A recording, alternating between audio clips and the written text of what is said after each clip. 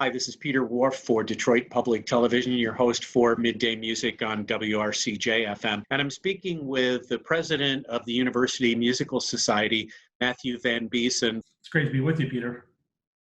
Tell me about some of the initial responses that you had to the closing down of concert venues and a couple of the projects that you're working on. Well, it's certainly been an extraordinary 5 or 6 weeks for all of us here in Southeast Michigan, and particularly in the performing arts. Right now, everyone is suspended. So it creates both a larger systemic challenge, but it also creates kind of a unified push to find solutions to this problem right now.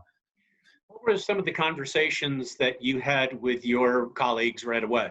I would say for the first couple of weeks, aside from the general sense of shock that people were experiencing, they were just trying to tend to their artists, whether internal or external. As we've moved into this is week 5 that I've been working from home.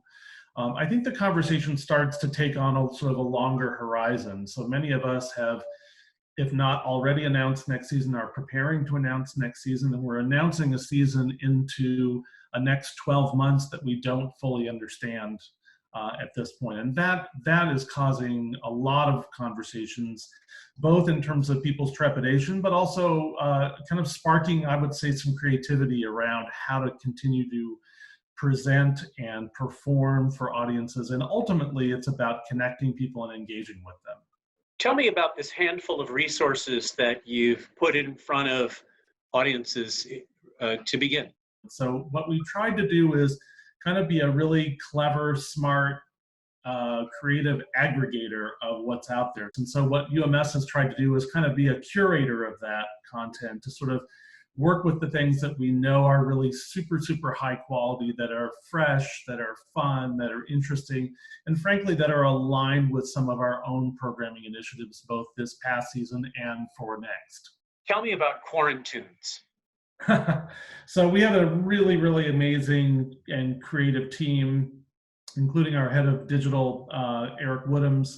Eric really felt that, amongst other things that we were doing, giving the UMS team a chance to actually put together playlists and to sort of talk about music that we're listening to, that we're interested in, that helped shape who we are. Many of us are musicians or artists in our former lives. And so Quarantunes was kind of in some ways, it was a very early expression of what we were trying to do from a curatorial standpoint. Many are saying that it's crises like these, emergency situations, that further amplify the arts and music. How do you feel about that? You know, the arts really have a way to respond. I think the arts, we can't only feel that the arts are there to console and reconnect in moments of tragedy, but we should always be pushing on the arts to be something that helps bring people together and connects them and binds them together, both artistically, but also just as human beings. Matthew, we're dearly missing being with you at Hill Auditorium, at Rackham, and all of your other venues.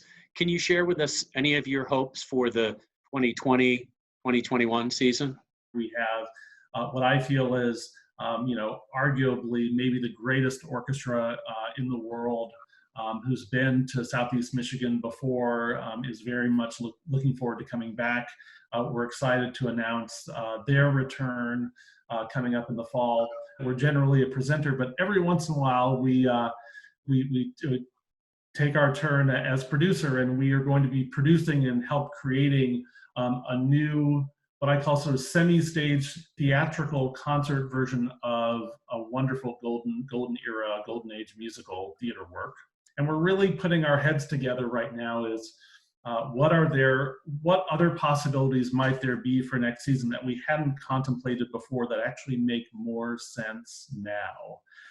So we'll be announcing our season on the 30th of this month, but I suspect we'll also have a few other ideas that sort of pop up as the season goes on, because we really want to respond to and also really adapt to this kind of special, crazy environment in which we live.